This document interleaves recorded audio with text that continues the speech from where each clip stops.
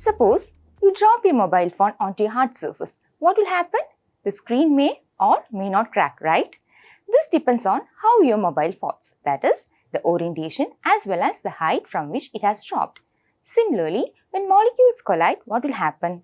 New products, they are not necessarily formed.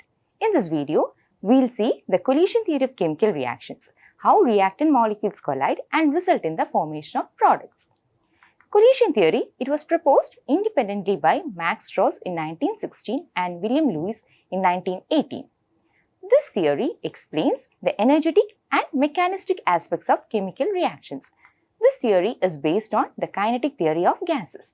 According to this theory, the reactant molecules are assumed to be hard spheres. Reaction occurs when they collide with each other with sufficient energy and proper orientation. Such collisions are called effective collisions. Only such effective collisions result in the formation of products. To understand this in a better way, consider the formation of methanol. Here, only proper orientation of the bromomethane and hydroxide ion leads to the formation of bond. The improper orientation, it results in bouncing back of reactant molecules. In such cases, no products are formed. Thus, the collision theory says that for a bimolecular reaction, the rate constant K is given by ZAB into e raised to minus EA by RT. Here, ZAB is the collision frequency of reactants A and B.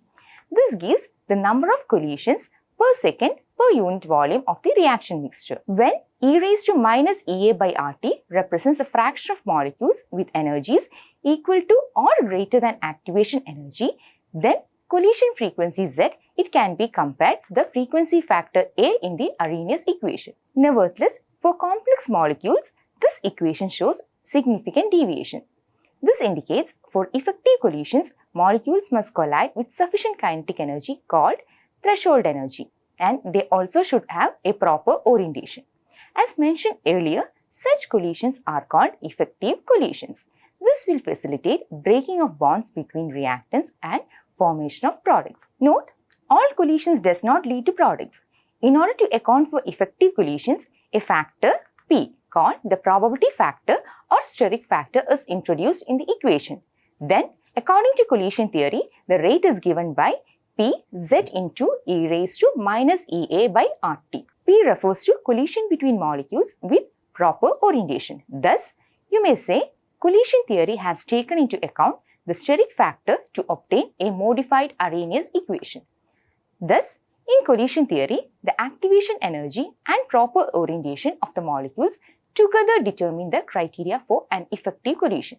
Subsequently, the rate of chemical reaction is also dependent on activation energy and orientation of reactants. However, collision theory assumes molecules as hard spheres. This means collision theory ignores the structural aspects of molecules. This remains a drawback for the theory. Now, as you have learned collision theory, can you explain the effect of temperature on collision of molecules? Think about it. Now, we may summarize what you have learned today.